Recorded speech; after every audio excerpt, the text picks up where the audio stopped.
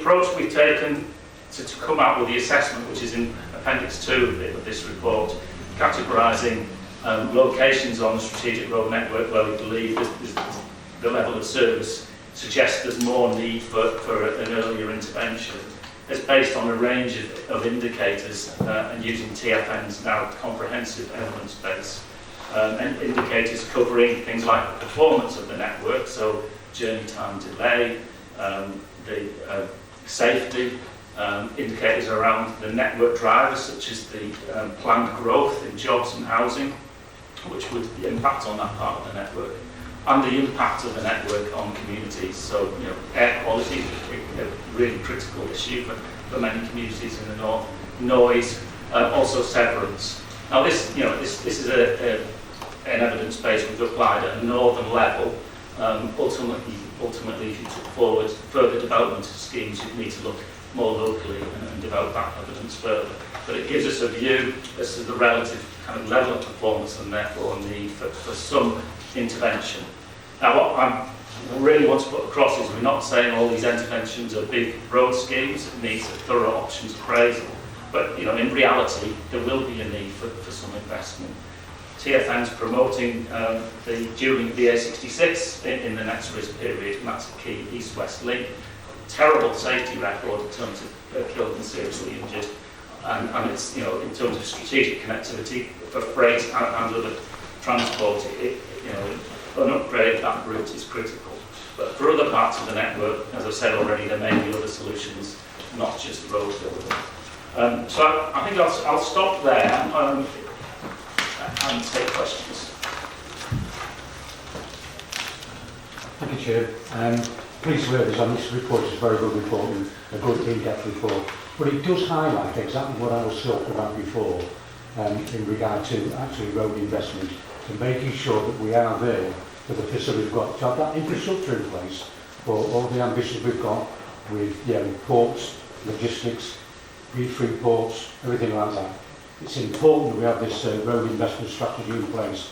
And when you're reading the report, it's exactly, I'm not going to repeat what I've said before, you know what it's all about. But it's important that we actually follow this strategy and actually make sure that it works. Thank you. Nick, do you want to come in and then I'll think over the afterwards? Make this go. That's it? All right, yeah. I just thought I'd perhaps say a few words. I'd love to be here to talk about what is in the initial report.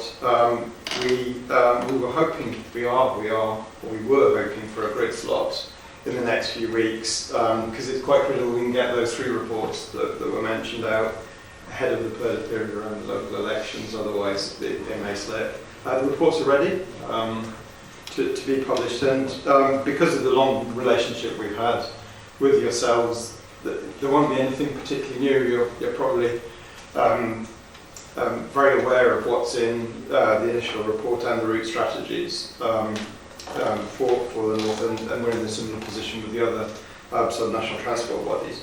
I would just like to echo 1 or 2 things said. I think it's really, really important that we focus on the outcomes and not the things. So it's not about building roads, it's about solutions. And of course, you're all best placed to say what is right for the region that you will represent in terms of environment, place, people, the economy, housing, etc. In some cases it is a road solution, but in some cases it's a mixture of solutions, and that will come through better coordination with other traffic modes. And it was really interesting, some of there were rail examples, so it's where the impact of small investments can be really beneficial, and I think that, I'm just sort of plugging now the consultation bit. I think it's really important to make that point. A lot of focus goes on the very big schemes, and sometimes that's right. So the A66, which you mentioned, is an incredibly important strategic project, both from a safety and connectivity point of view, and bumps into all the challenges that have been mentioned before around Green Book. But it is a good project. But lots of small projects matter, both locally and regionally, and getting the balance of how we use money. So you can give voice to that balance, which I think will matter in the deliberations over funding for the next 5 years. So once we've got the report published, I hope we can come here and talk more about it. But we will continue to work very closely with you. Okay, thank you. Councillor Duncan, I think, first, and then I've got Mayor Driscoll, Raven and Rotherham. Anybody else? Thank you, Chair. The key project for North Yorkshire is the A64. I use every opportunity that I can to raise awareness of that and push the case. I do think the written statement that's been referred to from Mark Harper on, I think, the 9th of March, I think it would be good to get some clarity around that. The way that I had interpreted that statement and the way that local MPs from North Yorkshire interpreted that is that all of the schemes in RIS 3 are now being moved into RIS 4, so 2025-30 through to 2030-35. That is significant slippage and delay, and I think that should give rise to perhaps more concern than it has, particularly in the context of this statement also referred to HS2, which I think was the focus of the reaction from the press and from others. So I think we need to have sight on that, and I was wondering if we would, how we might be able to raise awareness of that and hold government's feet to the fire on sort of risk delivery and the timescales. I'll leave that to us to determine how best to do that, but I do think that we need to really push the case on this and express sort of some concern about yet further delay on some very key schemes, not just in North Yorkshire but across the north. Okay, thank you. Mayor Driscoll. Thank you, Ellen. Thank you very much for the report. There's a lot of good stuff in there. The road network is quite obviously our biggest transport asset. I have a number of concerns about schemes that have come forward in recent years in the way they are locking us into a certain way of transport for the future. Particularly if you look at a big junction upgrade roundabouts where there are no bus priority measures, for example. It's quite obvious that if you've got 70 people on a bus, A, you're going to get through the junction faster with the new R70 cars, and secondly, it's going to save us a fortune, not just in carbon emissions. It's good to see that the report makes reference to the need to include embodied carbon in this. Absolutely endorse that. But also the cost. I mean, 70 people buying cars, it's a lot more, it's just a waste of resources, isn't it? When you can do the same with better public transport if the junctions are designed right. And this, Steve was talking about anoraks and detail. So let me introduce the Downs-Thompson paradox here. This is the fact that if you get better road networks, but you don't improve the public transport network, people shift out of public transport into cars. And we have to improve the public transport. So one of the things I would look to see is not just an acknowledgement of improved environmental outcomes, but a prioritisation of improved environmental outcomes, including fully integrated public transport and all future schemes being future-proof in that respect. And on another point to do with governance, Andy's absolutely right about raising that earlier. The current approach is one of collaboration and engagement with partners. I would like us very much to have co-design and sign-off in this. Not just for mayoral combined authorities, but for local authorities. These things have a massive impact on our areas. They determine where our business parks go, where our housing gets built. Pretty much everything in terms of strategic planning is determined by the transport network. And I would very much like us to recognise that requiring national highways to get a sign-off from the political leaders is the best way to engage the communities and the businesses as well, because we are answerable to them in a way that national highways aren't. Tracy? Yeah, thank you. Just picking up James' point actually on embedded carbon, here in West Yorkshire, we consider embodied carbon as part of our investment priority. We've committed to zero carbon emissions by 2038, and it's part of everything that we do. Just triple checking that national highways also take this approach. That's good to see, thank you. Okay. Mayor O'Brien?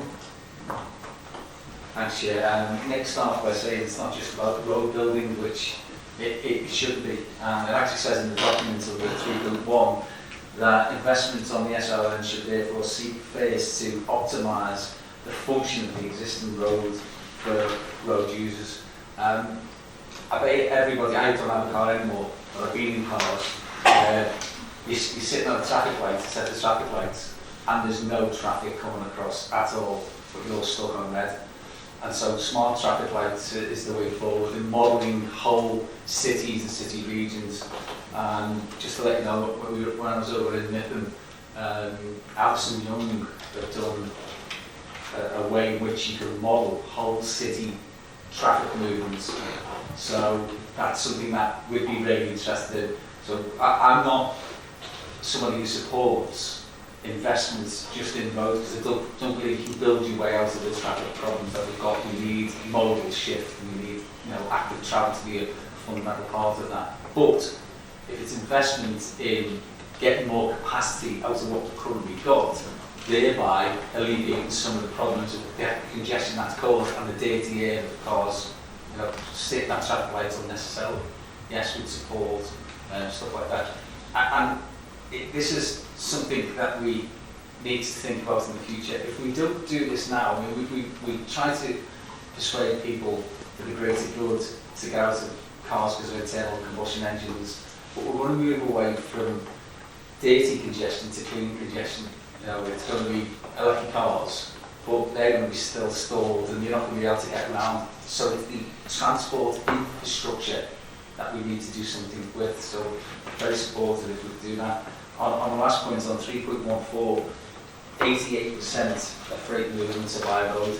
It's exactly the point that we were making earlier. That's been 88% and above ad infinitum.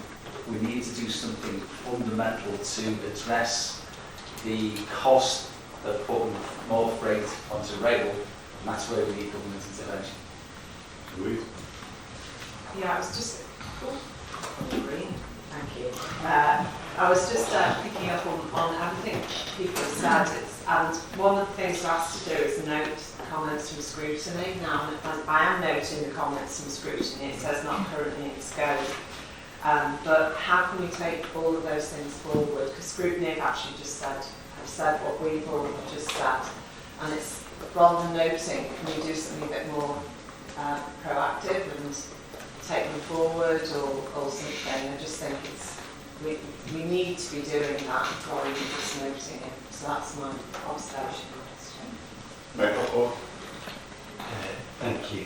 I would be hugely parochial, I'm afraid, and just there's a couple of schemes that I just think would just be good to get on record, really, just in terms of making sure that there's continued support. So generally, kind of absolutely support the approach, but the one scheme that's particularly important for us is the A1 widening scheme around Doncaster. So I realise that that's now been shifted into Lisbon, but just making sure that the work is done, and absolutely we are committed to that, so that we can actually get on with delivering that.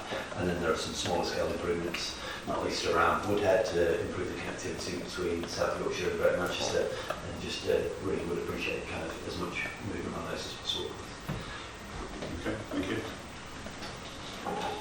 Thanks, Chair. Just a brief comment from me. We all rely on our roads, but in places like Lancashire, I think we're probably likely to rely on them more for longer. So there's some really important schemes within this space, and echo Councillor Duncan's call for clarity on that statement from the Secretary of State. We've really welcomed the engagement with TfN at Lancashire, and we look forward to that continuing through the consultation period once the documents be published from National Highway. Thank you. Yeah, we really support the inclusion of the A66, A69 for movement in and out of Cumbria, but also the A590 and the A5. But they're all impacting by Darwin. So it's a marvel. I'm just speechless. Well, let's hope that happiness continues. Louise? Yeah, I'd agree. Cheshire West and this as well, so I'm quite excited about that. Just thinking about what Oliver said and around innovation in terms of the design of the network. I know in Germany they're trialling lots of exciting things around EV charging as you go, around tarmac that snow melts on when it lands on it. I've seen the Woodhead Pass, and I just wonder, because I know some of the companies that are involved in that actually operate in this country as well. So I think that sort of innovation that we're constantly looking at better ways to improve the network. It should really be in here somewhere. Okay, thank you. Sorry. Yes. Yeah, thanks, Chair. Just very quick, I'm just going on Steve's point, actually, what Steve raised in 3.14 about HGV parking. We've got plenty of adequate parking around the Port of Birmingham, obviously, but the problem we've got is with all these owners, if you like, pay their drivers £40–50 a night, you know, for out-and-out expenses, and they don't want to pay for parking in these places. They'd rather park in the side street, grab a bag of chips and sit in the car and sleep in the car.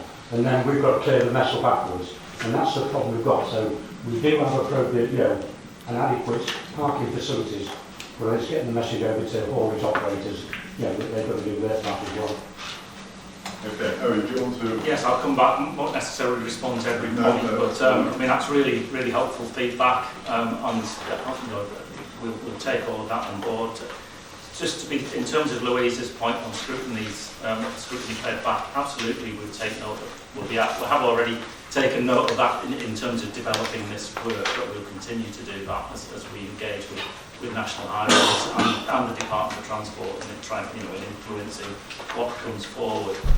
What I didn't mention, and there's another document that hasn't been published yet, and I think it's an excellent piece of work, and I hope it is published soon, is something called the SRN in Urban Areas framework, and this is National Highways strategy to work with you know, the bigger urban areas and more collaboratively, and you know, it's joint responsibility to make sure that the network, or the strategic network and the local networks function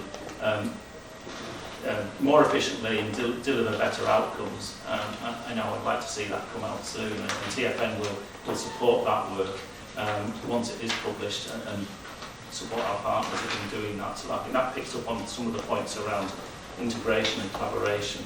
The point on the funding, yes, I think we are seeking clarity. You know, I know that A64 has been on the books for a long time, and the A1 widening is a very expensive scheme, but is a key strategic north-south route. It's a missing part of the motorway network. Again, it's a part of the network that has a poor safety record. So, you know, we will be pushing for continued work on that in the next RIS period. And again, the points around sign-off, I think we'll take that back and consider how we approach the department around that. And as I mentioned, Darren has got the select committee next week, so that may come up. Okay. Right. Okay. Thanks very much indeed. So that report is noted. Where's David? Hiding outside. It's hard to start. Are we changing places?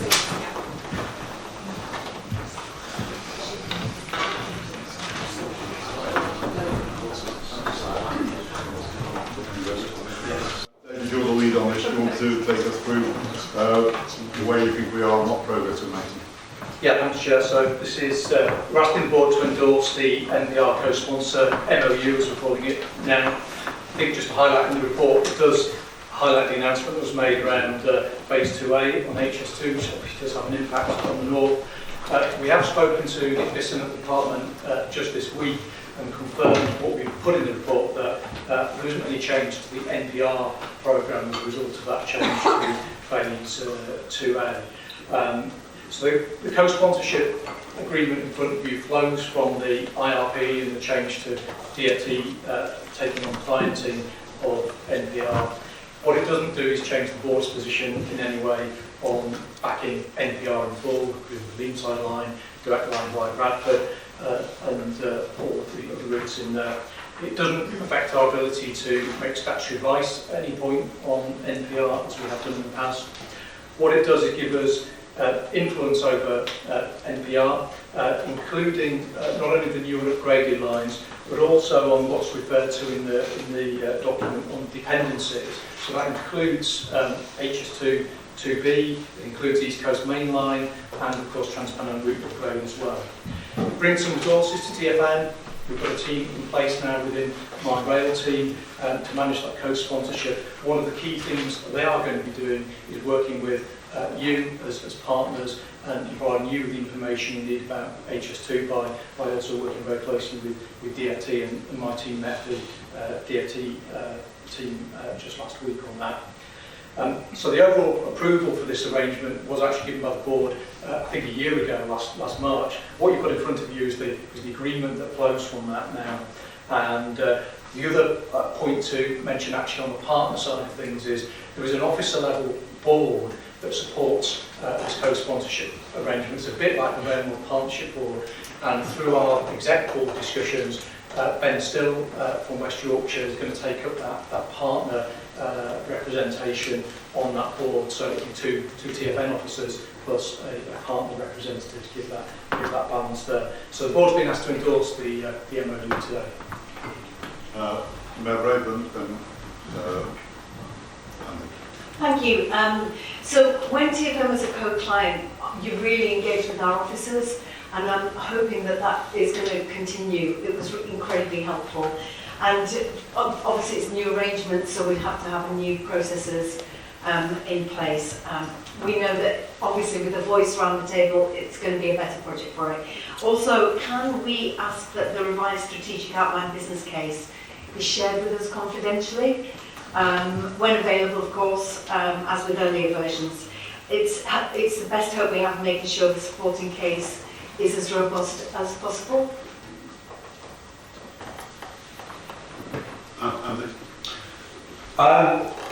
So I'm afraid I'm going to speak against the recommendation here. I can't see why this board would just sit here and have our concerns ignored and then just endorse it anyway.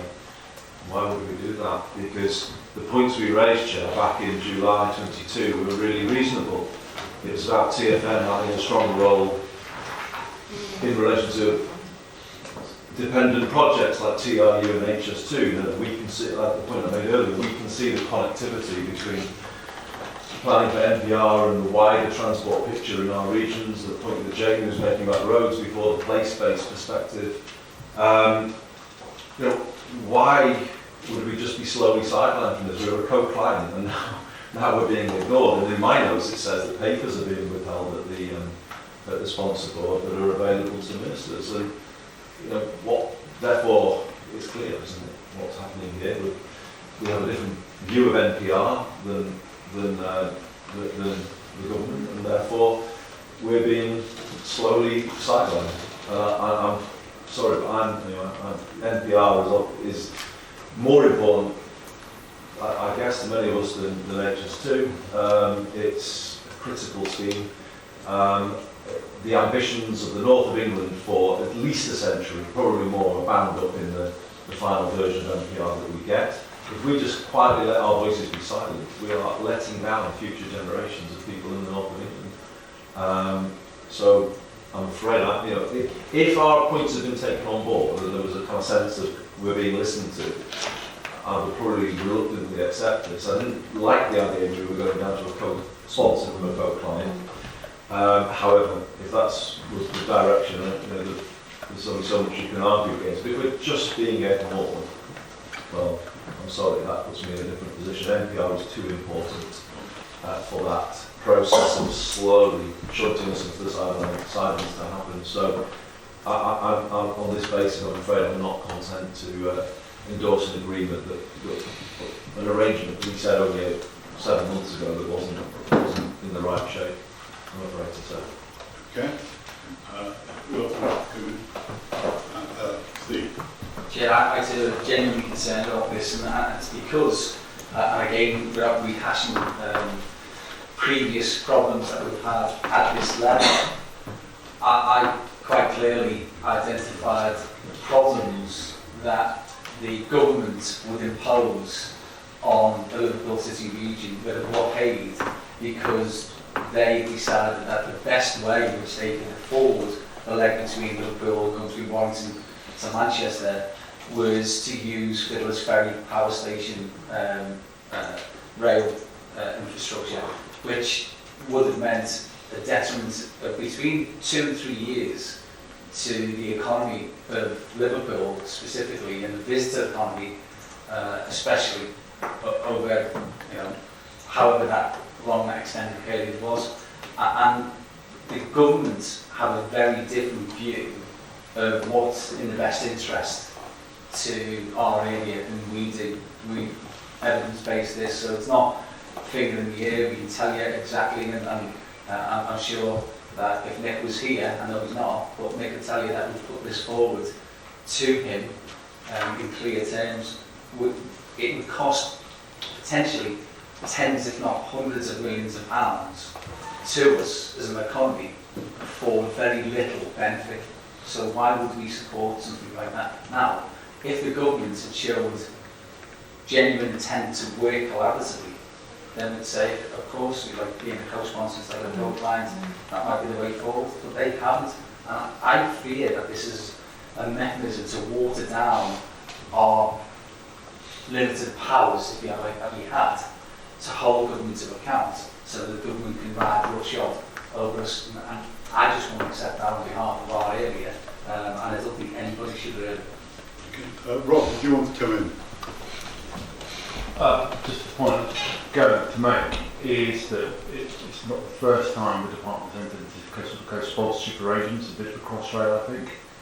And it'll be worth exploring what we can learn from how that worked and making sure that's captured in the remit and the terms of reference if we go down this road. But my point is, it's not the first time that DFC had co-sponsorship arrangements, and there is an awful lot to be learned from Crossrail. Okay, thank you. Anybody else want to come in? I'm going to suggest, if you agree, Mayor Burnham, to a reference back on this, and sort of more work and consultation be done between now and the next meeting to see, A, if we can allay some of your fears, or at least take them on board. It does seem odd that at a time when we're getting greater devolution, for there to be appealing, rightly or wrongly, that somehow we're moving backwards, and I don't think that's what anybody wants. So that would be a suggestion I'm going to make, if that fits in with everyone's view. Yes, if you wouldn't mind, Chair. I mean, we're still being asked to contribute to the station at Manchester Airport, so you know, how can we be asked to contribute to some of this infrastructure, but we're kind of totally being sidelined from those considerations? But I more broadly pick up what Steve was saying, you know, that I can accept moving from a sort of more, we don't want to be micromanaging or getting in the way, I can accept that, and I did reluctantly accept that. You know, people who are delivering projects have got to get on and make decisions, we understand that. But the sponsorship, co-sponsor has to be meaningful, it has to be meaningful. And it must allow for the brakes to be put on, it must allow for visibility of decisions that are being made. And as I have it here from my team, that's not what is happening. And it looks like it's an attempt to push us out of the way and really just sort of impose a version of the scheme which we may not actually support. So I would very much want to ask for a reference back, not to derail the whole process of co-sponsorship, but to kind of picking up Rob's very sensible point. What does good co-sponsorship look like that's fair to partners, and then stand our ground and insist that we have the best possible version of co-sponsorship, given how important this scheme is to our region. Okay, fine, thanks. That's my suggestion, but we'll see where we go. Mayor Braidwood and then Mayor Coppola. Yeah, I would say I suggest my fellow mayors' anxiety about this. Absolutely. Obviously, the issue is we don't want to derail the work that we're on with. And the ambition of Northern Powerhouse Rail cannot be forgotten. And it has to be about us as partners being in that room, working very closely to get the best outcomes. But I absolutely share Andy and Steve's concerns about this, and I would support that reference back. Okay, Mayor Coppola. Yeah, I mean, I'm going to stand alongside Northern Mayor Review on the basis that, frankly, South Yorkshire's been cut out entirely from NPR. So, you know, if these guys think it's bad enough already, you know, it's even worse for us. So, whatever we can do really to kind of reopen that conversation and look at how we can be a powerful voice to adjust and reshape what is kind of out there would be welcome. Okay, fine. I think we are moving to a conclusion, a bit of quick fancy footwork. Councillor Gittins. Yeah, as a non-mayor, I'd just like to say I'm supporting concerns. And we've just approved our strategic transport plan, which talks about NPR and forward, and we need to make sure that our voice is loud and strong. So I would support a pause and just going back and finding out what good looks like and bringing it back to the next ordinance.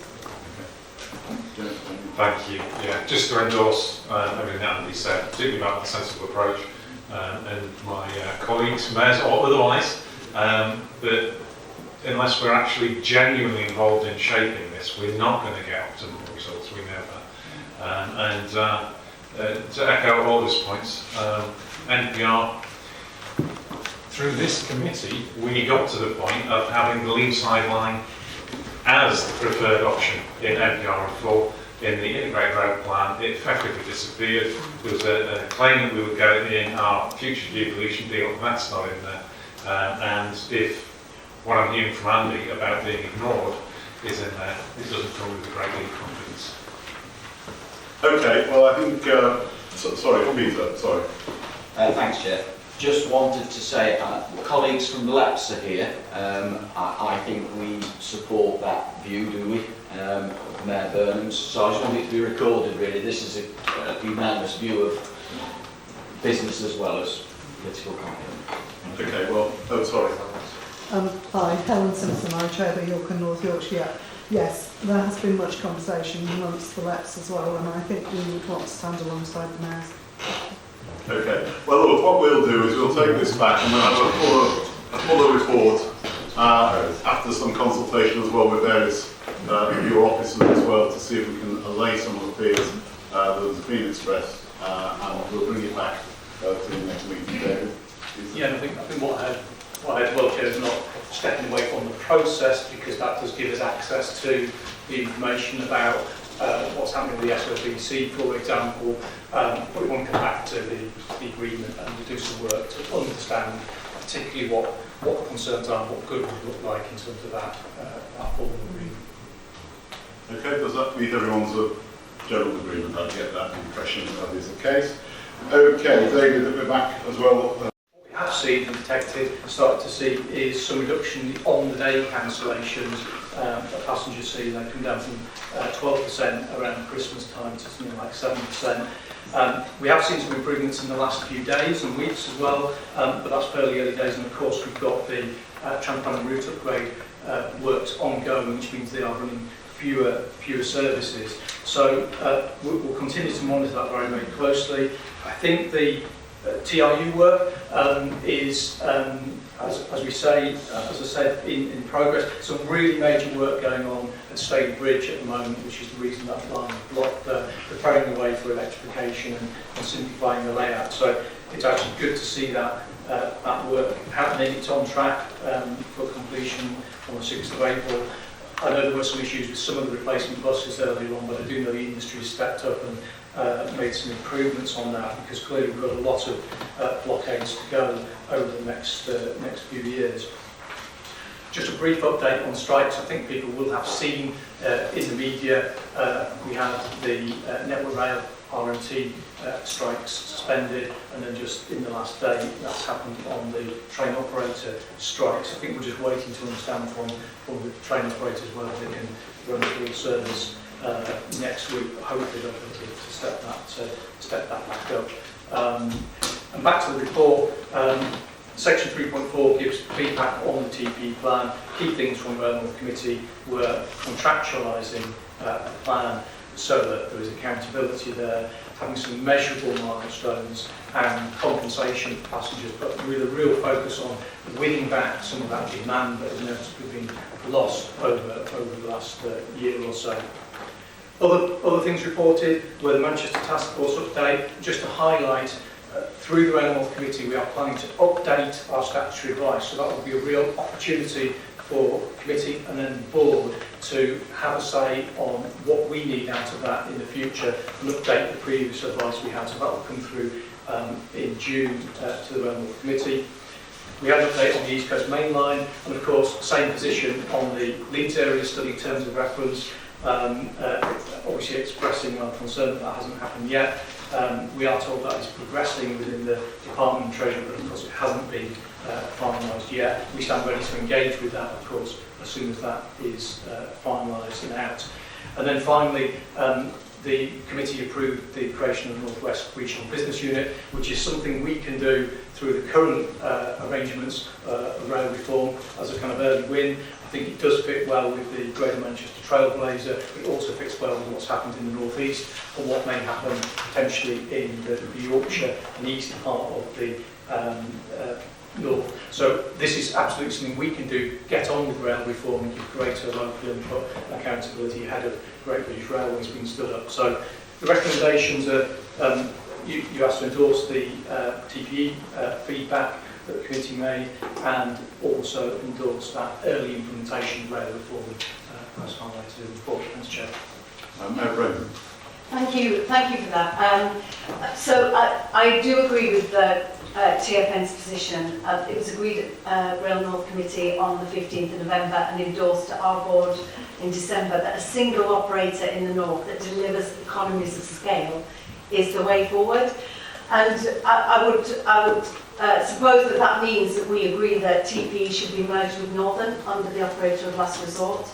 And the Rail Minister seems to agree when he said to the Transport Select Committee on the 18th of January that there was an opportunity to look at a different model that combines both Northern and TPE. And as that's our stated position, given we know government are now reflecting on extending TPE's contract, can the Chair make clear our collective position to the Secretary of State?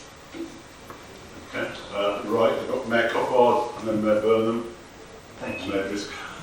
I guess, first of all, I understand the feedback on the Manchester Task Force item mentions the need to reinstate the services between South Yorkshire and Manchester Airport, so just I'm grateful for that because it's something that I'm particularly keen to keep on the agenda. Although I understand TFN's promised a briefing for our officers and that's not quite happened yet, so can I just ask that we do get that sorted relatively soon? Next week. Thank you. Perfect. And then I guess I just want to use this as an opportunity to raise the fact that I asked the MD, Chief Executive of TP, when I met with him personally, to make sure that as a priority, even if services are not going to improve dramatically in the short term, as we would all like them to, that they fundamentally address the need for more customer service on platforms and at stations, so that at the very least, the huge numbers of people who are being inconvenienced on a daily basis have somebody to go and talk to who can help them to understand how to rearrange their journey, their lives, their jobs, their appointments around services and what other alternatives might be in place. And as yet, certainly in South Yorkshire, I don't think we've seen that. So just wanted to raise that here publicly, that I would appreciate TPE being held to account for the service delivery, but also for the customer service on platforms and at stations, because frankly they could do that tomorrow if they wanted to, and it would be a signal of intent. I think we'd all appreciate it. Sorry, Mayor Briscoe. Thank you. Yeah, it's about accountability, isn't it? We've seen it's been going on for a long, long time.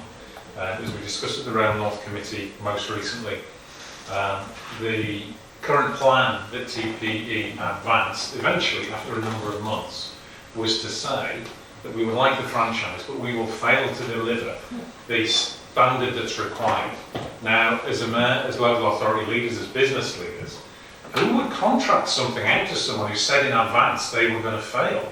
That's what they're claiming, never mind the reality of it. So I absolutely endorse what Tracy said, which is what we discussed, that there are advantages to merging these with the operators of last resort, not least because it helps significantly about being able to move staff around. And let's keep, I'm wary about this idea of saying this is down to TPE and unions to agree way forward. It doesn't even work when there are no industrial disputes. Peter Kenyon. Thanks, Chair. I have brought my anorak just to I shan't wear it, but I do want to make a point about the other issues that are going on. The TP issue is extremely serious, but there is a limit to what more we can do than we haven't already done. What is also happening with other train operating companies is that pressure has been brought to bear to cut costs from DFT. And that means that although a full timetable may be operated, the size of the trains may be reduced. And so just to give you two examples, cross-country trains are losing approximately 10% of their fleet in October, and East Midlands Railway, which serves Sheffield, is losing on their intercity fleet 4 out of 30 trains, so work out percentage of that. What that means is there are less seats. Sometimes you could argue that doesn't matter if there's capacity, but we've seen that rail usage is now back up towards, or if not above, at certain times of the week, pre-COVID levels. And so that lack of seats is going to make a real difference. Now, I know LNER have been under pressure too, which affects other areas. It would be helpful then if TfN officers could take that point away and find out exactly what is happening at all the TOCs across the north, serve the north, so that we can influence any decisions while there is still time. So unlike the TPE decision, we're doing what we, TPE situation, we're doing what we can, but this is something we can still influence. Right, I've got Mayor Vernon, Rotherham and Councillor Gittings. I'm going to ask, I'm sorry, Bill down at the bottom there. So, Mayor Vernon first. I just want to follow on from Mayor Braben, because actually I think we can and should still try to influence the TPE decision. This is the biggest looming decision that will affect transport in all areas actually represented here today in one way or another. Whether or not their contract is renewed in May, and as the Secretary of State confirmed this week, I think he spoke to people about the extension for Avanti. It was confirmed it's being considered separately, but it is reasonably imminent, and no decision has been made at this moment in time. And here will be said, but I actually think, to pick up Tracy's point, have we articulated? Maybe there are different views. I don't know.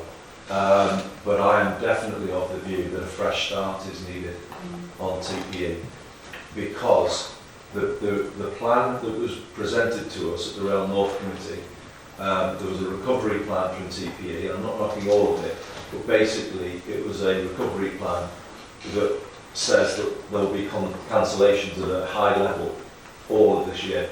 It's a plan for a disrupted service all of this year. And the reason for that is they can't guarantee at all that there'll be any rest day working.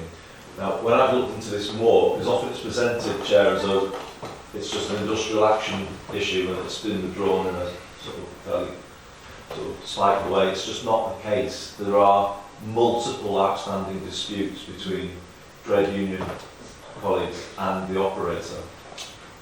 And actually, rest day working comes at the bottom of that list because there's no goodwill on all of these other multiple objections. The rest day working is like number 17 or 18 because it's a goodwill issue, and the goodwill's been destroyed by all of the other outstanding issues. And I just think we need to have our eyes completely open, not the politics of the situation, just the reality of the situation. The two sides are not close together. There's no prospect, I don't think, of a return of rest day working. Therefore, there is a long delay until this critical rail service gets back to a proper standard of service. And it's not, I would just urge colleagues to say, it's not politics. This is just damaging our economies. It's damaging people's lives all the time. And we went through this with Northern. Steve will remember. I'm trying to remember who else was on. I think Peter was around when we went through all of that. And Phil as well. And I'm sorry to hark back to these things, but it's important to learn as when we've done these things as TfN. We did believe a new start was needed on Northern, and I think we were right to say that, because Operators of Last Resort has helped staff and management come back together. And I think Northern has, I'm not saying everywhere, I know there's been problems in the North East, but Northern has, I think, slowly improved and recovered in that scenario. And I personally believe that the time's come for TPE to go through a similar process. Now, whether that's as one single operator or, but at least they get the opportunity to reshape the railway to the north, as Tracy is saying. Now, if that is the view of TfN today, I think it should be articulated clearly now, because a decision is coming, I think, within a month about whether or not the contract will be extended. And I just think we should take a view. We shouldn't sit here today, gather the North represented in one room, and not have a view on the biggest imminent issue that's affecting transport in the North, and that is whether or not TPE is renewed, or whether or not there's a probation style arrangement, as we saw with Avanti. So my view is not to, and to go to OLR. I'm very clear about that. A fresh start, in my view, is needed to move these issues forward, and hope we get some rest day working back. But I appreciate others may have other views, but I think at least, Chair, today, we should, there's no point in meeting like this when we've all travelled across the North. We're not going to take a view on the biggest issue affecting the North right now. Okay. Mayor Ogram? It won't surprise you that as a neighbour of Greater Manchester and having similar sorts of problems with Northern originally, and the improvement that we have seen, which is evidence, and I've got the stats here if you need them, Chair, but it's steadily getting slightly better, nowhere near where it should be. But just to pick up on what Peter was talking about with the capacity issues, I agree with this, the capacity issues. There's too much jiggery-pokery goes on the railways. So for instance, you can just short form, you can take carriages out, and so it's still running there on time, so it looks as if their performance is getting better. But actually passengers can't get on and off, and it's really uncomfortable if you've been on one of those, because I did, and it was horrible, and it stank as well.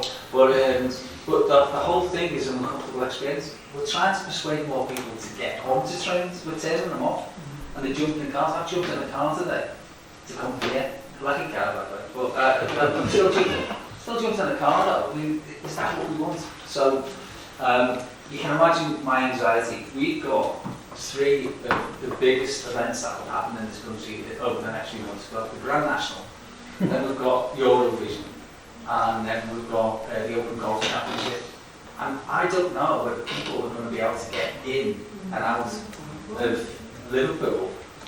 Internally, the intra-city stuff that we're doing, we're going to be running brand new trains. So it's not as if I don't understand some of the complexities on the rail system.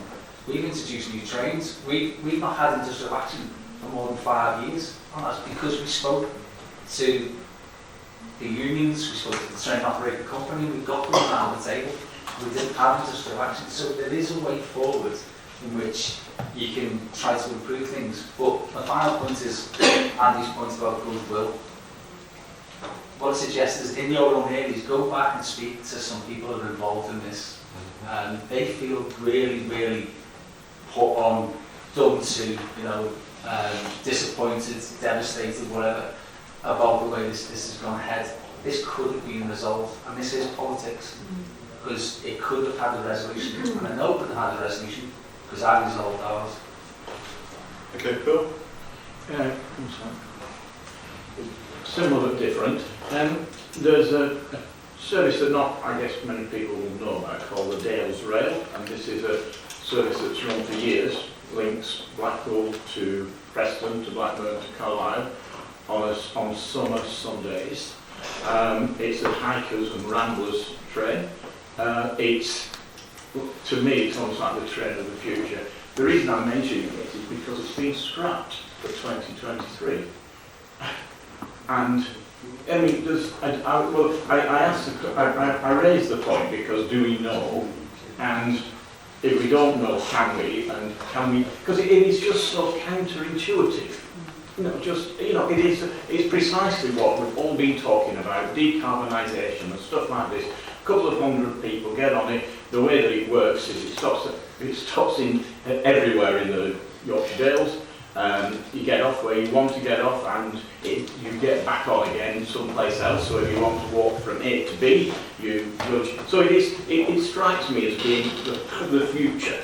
and it's been scrapped. And there's a little note on the, well, I've been contacted by some community rail groups who are just devastated because this is how a lot of people in East Lancashire spend their Sundays, by getting on that train, going walking. What we're now going to invite them to do is get their cars, points that Steve is making. Because they'll not stop walking, they'll have to begin by getting their cars. So it's just completely counterintuitive to everything that we keep on saying.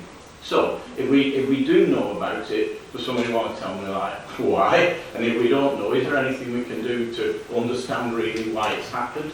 And anything at all we can do. I suspect we're in the world of Sunday working. I guess that's what we're probably in. But it's anyway. I'm sure. But can we use our influence to have a look at it just to see if there's anything we can do? It's still early. Well, I was going to say we've not even gone into summer, so the timetable's been scrapped. That's all it says. It is scrapped, not running 2023. Okay. David, anybody else want to come in on that? Now, Luke, I've got a suggestion to address Tracy's point as well. But Louise first, and then I'll get David to answer perhaps the other couple of points, and then I'll give my idea. Yeah, thank you, and I fully supportive of what colleagues are saying about Transpennine Express. Just really on Avanti, it's great that Manchester are getting the 3 trains an hour, but actually going west from Crewe, they're cancelled all the time. We're coming to Chester to Holyhead line. They're cancelled. I've just looked now, the sport cancelled today. It's the start of the tourist season. It's coming up, really important for Chester. And certainly when I meet with Avanti, they can't really say why this is happening, and I feel there's a lot of smoke and mirrors, and it almost feels like managed decline. I don't think they've got a grip on the numbers of people that use the service, and I wonder if we've got a role to play more in terms of passenger numbers, because I know certainly with the North Wales line, people are left standing on the platform because there isn't enough room, and that happens every weekend, all the time.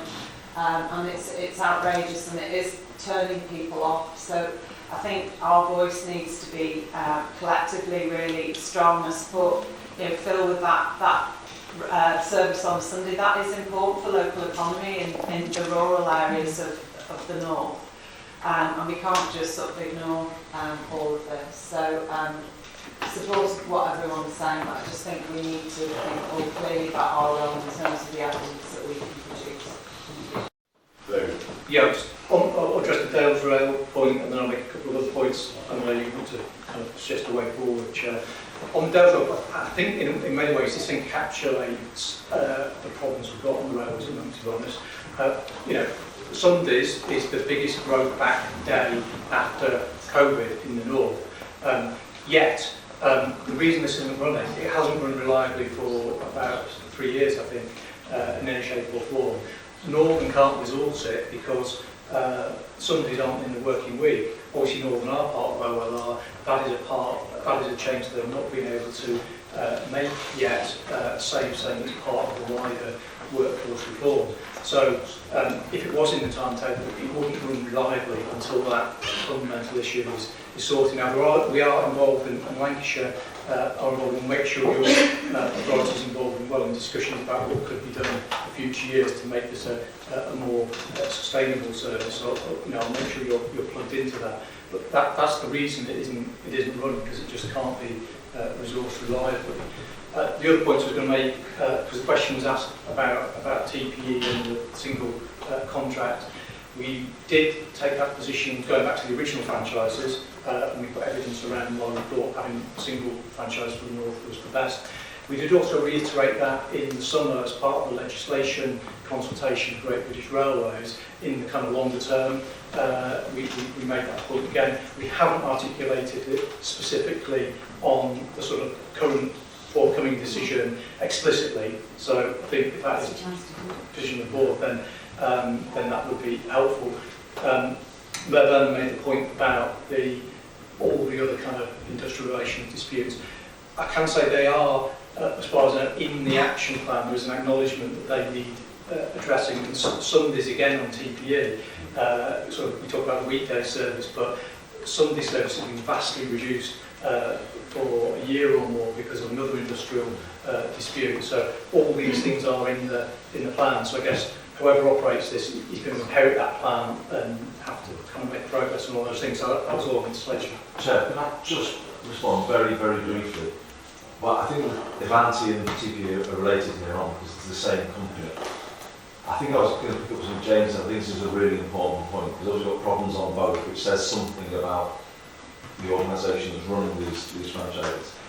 If you inherit a service where you know the business model is dependent on goodwill, how can you run a management style that doesn't bring, that actually, that I think is the evidence for me, and is why they have gone about things in entirely. If you need goodwill in your business model because you know you've not got enough drivers, not to build that goodwill is evidence that they are not the right operator, in my view. That just wanted to emphasise that particular point. They could not have done this without the staff. They've never, and bear in mind with TPE, we had exactly the same issue in December 2019, where TPE fell off a cliff because the rest day working expired and wasn't renewed. And colleagues remember that, they were awful going into the pandemic. So this is not a one-off, this is a repeated pattern. Okay, and just very quickly, if I may say, but what's keeping me awake at night is that May 28th is 9 weeks away, and we still have no clarity from government about what the next step is for the 2.3 million people I represent in West Yorkshire. We don't know what the future is, and to Andy's earlier point, that we are so far out of the room in these decisions, we have to have collectively a bolder position coming together to be on the front foot saying this is what we need given these circumstances. We understand the difficulties, we're trying to be creative and helpful and find a solution for you. And I think to now confirm our position collectively, I think would be very strong and would also give reassurance to the people we represent that we are acting on their behalf in a strong and powerful way as they would expect us to do. Okay, look, I think, sorry, caught my arm. I think, look, there's been a very strong voice about the future direction, and what I will do following this meeting is write to the Secretary of State expressing that strong voice that the view of the Metro Mayors is very much there should be one operator across the north for those particular services. So that's TPE and Northern. And as everybody has said, the decision must be very imminent because it's less than 9 weeks to go. And I'm not quite sure about the timescale any of these changes would take anyway. I think there wouldn't be decisions that could be taken or implemented that quickly, knowing in the past the sort of time that's taken. But with the summer coming and more people wanting to use the railways anyway, then the service, as everybody accepts, has just not actually been acceptable over the past 18 months. So I will write to the Secretary of State for taking that. I think that part of the problem is we haven't had time to have a proper piece of work done by TfM as far as what the solution is. So we've been mapping something out which he will have to take into account with all the evidence that he'll have in front of him. But if that meets everybody's approval, that's what I shall do. Okay? We'll get working on that after this meeting. Okay, can we move on to item... David, is there anything you want to summarize on that? Something we need to share. Okay. Yes, this is just one of the regular section reports about the Constitution. It's a living document, so obviously it needs to be updated. Given the TFM3 structure, we've undertaken a further review. We've also tried to keep it as a light touch. The new General Purposes Committee has also been involved in considering the review, and they held a consultation call last month to consider a range of issues, and senior officers at TfM have also been consulted. There are 7 recommendations. The first one is for the board to note that the restructure has been reflected into or will be reflected into the Constitution. And that will be shared with the General Purposes Committee members as well. The second recommendation invites the board to agree areas identified by the General Purposes Committee for future development, one of which is the MPR sponsorship agreement once approved.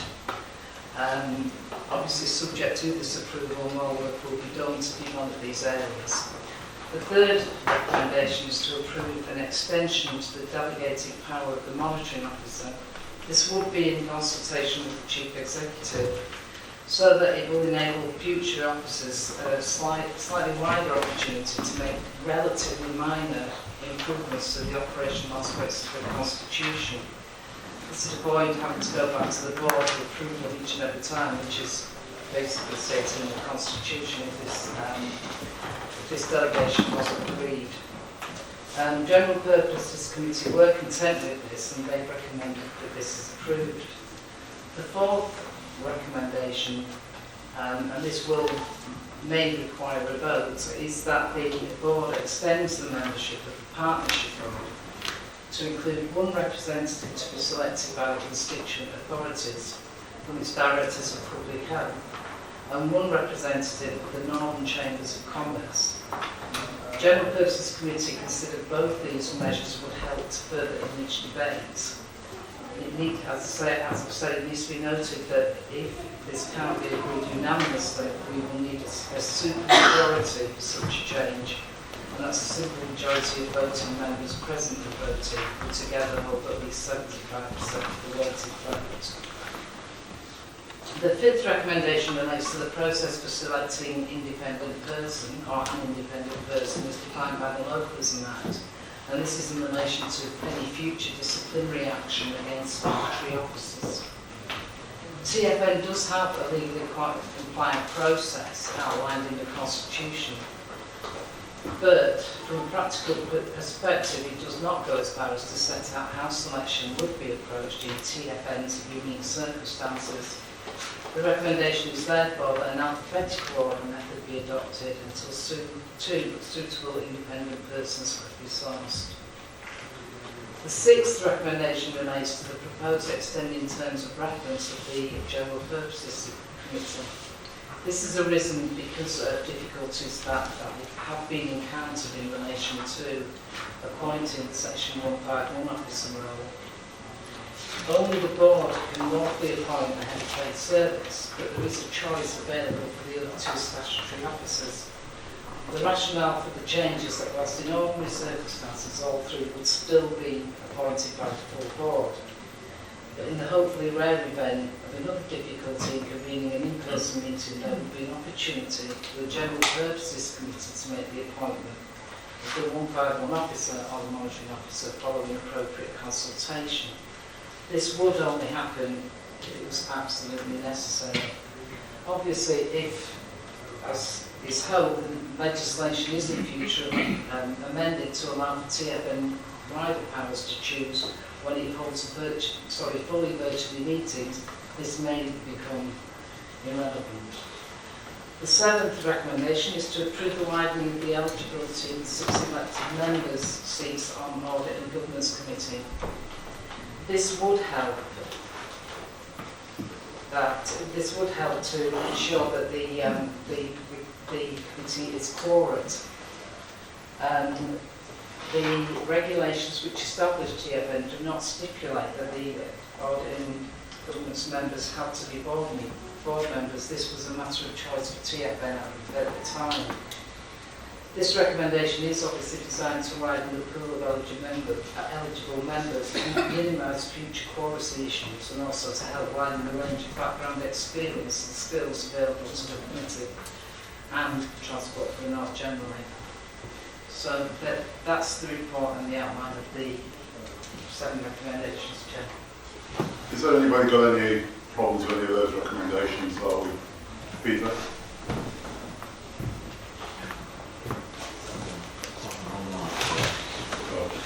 I'll keep going.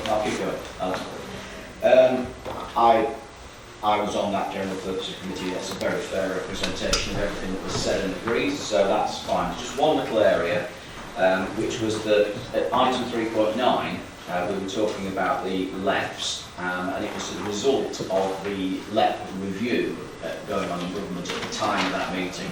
So what's since happened is that government have made it clear, subject to consultation, that the LEPs will cease in their existing form. So I think it is an issue that TFN, through General Purposes Committee, all core officers need to actually engage with to see how we continue that business voice.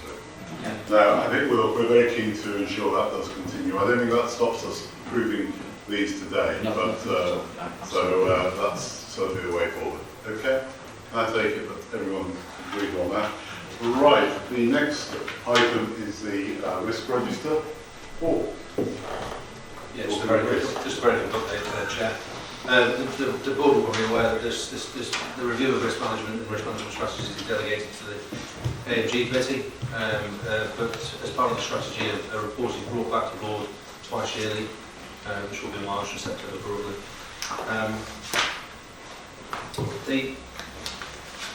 Within the AMG meeting, so effectively this report here is a report from the AMG committee to give you the assurance that risk is being managed. It is the highest priority, it's the first priority, it's the first agenda item for each AMG committee, and it's reviewed at each meeting. And we're doing deep dives as we speak. Appendix 1 captures a summary, which is a summary as defined within the risk management strategy. And again, it's just to articulate the key risks that we face. I think the interesting point that comes out from this meeting today is I think we will review that risk based upon some of the discussions that have been had. If you want to add, I'm happy to take any questions. Doesn't seem to be any. Okay, thank you. That concludes the agenda. Our next meeting is scheduled for Thursday the 22nd of June and it will be in Manchester. So I thank everybody for attending and look forward to seeing them then. I think it's been a very productive meeting this morning. We've gone through a lot of different business and starting with the consultation of the transport is actually very important for the future of the organisation.